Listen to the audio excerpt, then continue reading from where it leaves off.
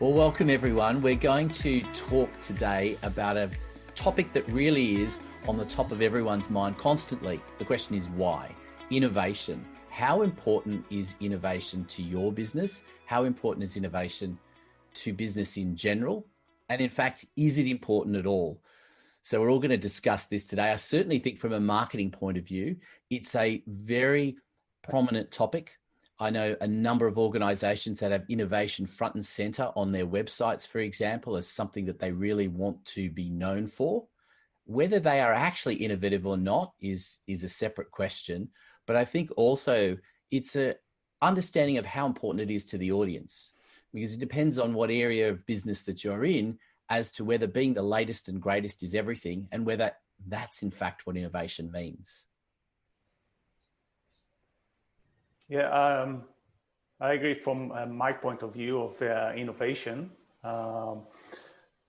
It's how business look at changing what they're doing, even on a daily basis and even on small things. It doesn't have to be a big word. Innovation is even finding a way to tweak a process to improve the service that we deliver to our customers. Thanks, Ayala. I think it's important, exactly what you say. A lot of times we see innovation as an outwards or a customer-centric type innovation process. But a lot of times I think we can actually do a lot of innovation in our internal processes and the way we do things inside the business to give the customer a better experience outside. Whether it's anything from a financial point of view, you're looking at how we deal with our customers, how we deal with our suppliers, and also how we deal with the inventory that we carry. Over to you, Yuri.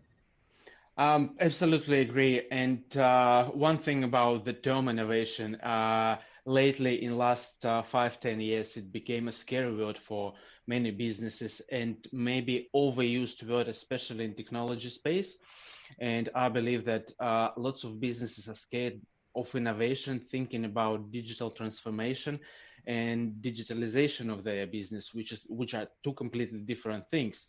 They depend on each other, and the digitalization may become a part of innovation.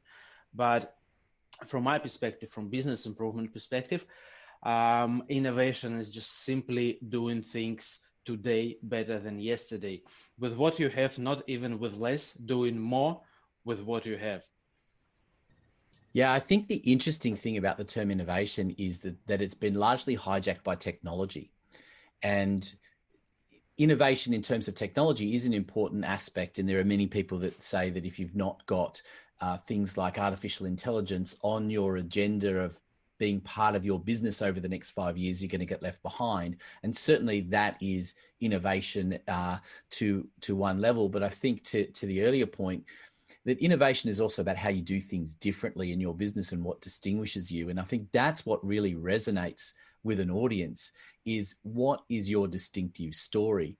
And innovation is a big key to that. I know certainly personally, I have a framework that I work to, and that's my innovation. Now it's unique to my business because it's my thinking. Does it mean that another business doesn't have something similarly innovative for their business? They might do.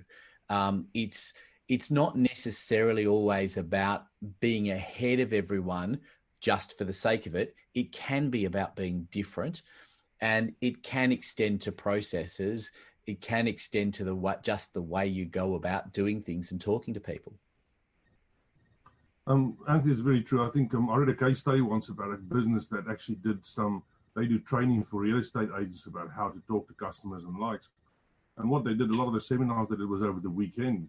And what would happen is they'd go out, they'd do the seminars, they'd go back to the office on Monday morning, collate all the information, and they would actually only start getting back to the customers on about Wednesday or Thursday. And what they initially found was between the Saturday when people signed up and the Wednesday or Thursday when they go back to people, they had about I think it was a 35 or 40% dropout rate where people said, oh, look, I've had to think about it, I'm not really that interested anymore.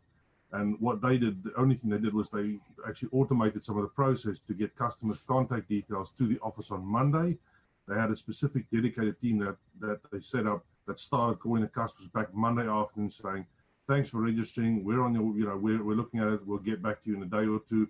But that initial contact decreased their dropout rate from, I think it was 37% to only about 10% of people who had signed up on the spot. So from a business point of view, that's a massive increase of having to do refunds and the likes as well. So that's where, like you said before, the innovation process internally can make a huge difference on a business.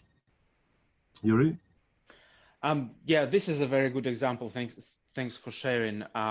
Very good example of not using like highly technological solutions to improve the flow and improve business processes. So change the process, and technology follows the process. Technology enables new processes and enables new ways of doing things, but technology itself doesn't solve the problem.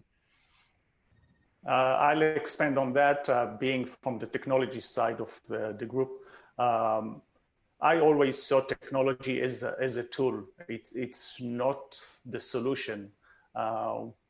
We need to find how we want to, we call it innovate, or how we want to improve, let's say, processes, and then we find the right technology to improve those processes or to serve those processes.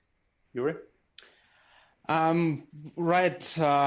Just can second your words on the technology is a tool, and my favorite comparison, tool like a hammer. With a hammer, you can destroy or you can build.